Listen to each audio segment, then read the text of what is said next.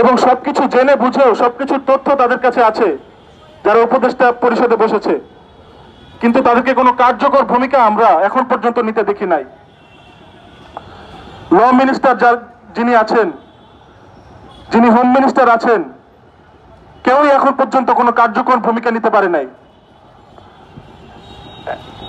দেশের বিভিন্ন জায়গায়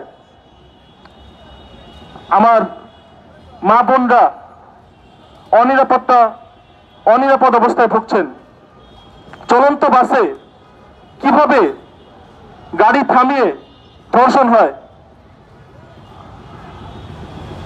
রাত 2টা বাজে একটা আবাসিক এলাকায় কিভাবে গুন্ডারা হঠাৎ করে হামলা করে এবং সর্বস্ব নিয়ে যায়। আজকে আমার ভাইয়ের উপর হচ্ছে, আমার বোনের উপর হচ্ছে, কালকে আপনার উপর, আমার উপর হবে। আমরা যতদিন ঘুমন্ত থাকব ততদিন এই দেশ আরো বিশৃঙ্খলার মধ্যে নিপাতিত হতে থাকবে। সুতরাং আমার সহযোদ্ধাগণ এবং প্রিয় শিক্ষার্থী ভাই বোনদের প্রতি আমি আহ্বান করব,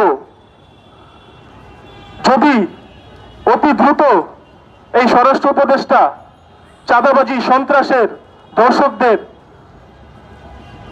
বিচারের আওতায় না আনতে পারে, তাহলে তার বিরুদ্ধে এই আন্দোলন চালিয়ে যাওয়ার। আমরা স্বরাষ্ট্র উপদেষ্টাকে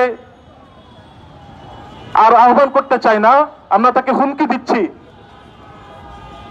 আমরা দেশের সাধারণ শিক্ষার্থী, স্কুল কলেজের শিক্ষার্থী, বিশ্ববিদ্যালয়ের শিক্ষার্থীরা দেশের স্বার্থে 2018 সালে ছিলাম, 2019, 20, 21-এ ছিলাম, 2024-এ তো ছিলামই, এবং যদি প্রয়োজন হয় 2025-এ আবার আমরা লড়াই চালিয়ে যেতে দ্বিধাবোধ করব না।